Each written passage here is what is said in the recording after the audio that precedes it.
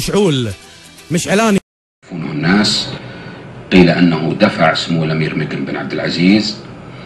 سمو الامير مقرن بن عبد العزيز ظهر معي في برنامج وجه الصحافه يوم الجمعه وقال ان هذا زحام وان الرجل جاء معزيا وانه لا يقصد.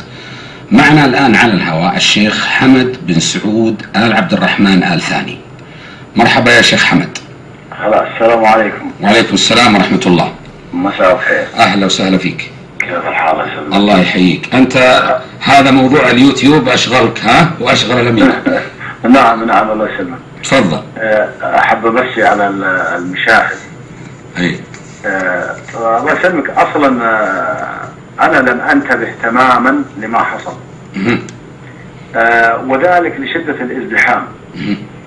كما كان موضوع جدا كما كان موضوع عادي جدا. لا يتحمل التحوير والتشهير. صحيح. فنحن أسرة واحدة، لا مجال للاندساس بيننا. جميل. ومجينا هو حب وتقدير ومشاركة.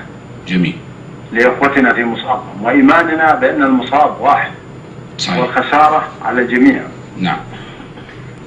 ولكن لا يفوتني في آخر حديثي بأن أدعو الأخوة أصحاب هذه الوسائل الإعلامية بالهداية والتوفيق. جميل. وأشكركم جزيل الشكر على إتاحة الفرصة. شكرا يا شيخ حمد، شكرا لك. كان